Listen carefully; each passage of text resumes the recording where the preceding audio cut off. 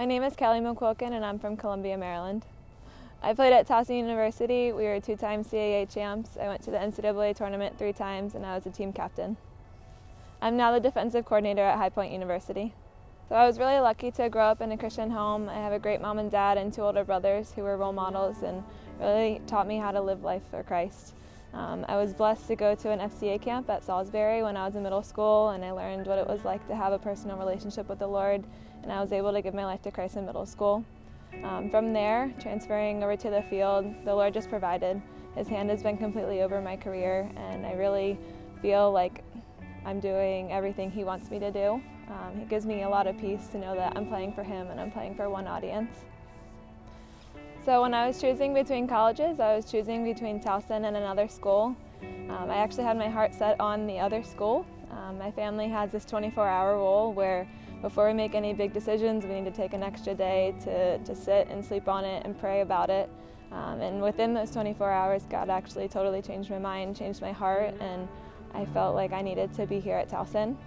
I was actually a little bummed in not knowing why He wanted me to be here.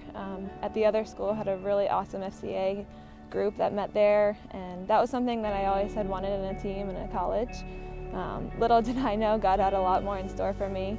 I was able to reconnect with FCA Lacrosse when I was here at Towson. I played for the Lake Placid team, and through those 2 summers with Lake Placid, I just felt like the Lord was calling me to start an FCA huddle here at Towson University. It was kind of a long process, but one day I got an email from the local area representative named Heidi, and she said, "I've been praying for you and I'm here to help you start an FCA," and it just kind of took off from there, and I really felt like God was in control through it all. And it's still flourishing even though I'm not here, which makes me so happy just to know that God is still at work here at this university, and they're even starting a coaches huddle soon too. So being a Christ-centered player and coach really is all about serving and loving others for me.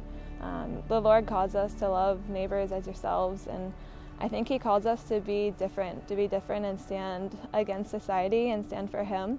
So I've been really encouraged just to know that He knows my name and He's the only one that I really need approval from.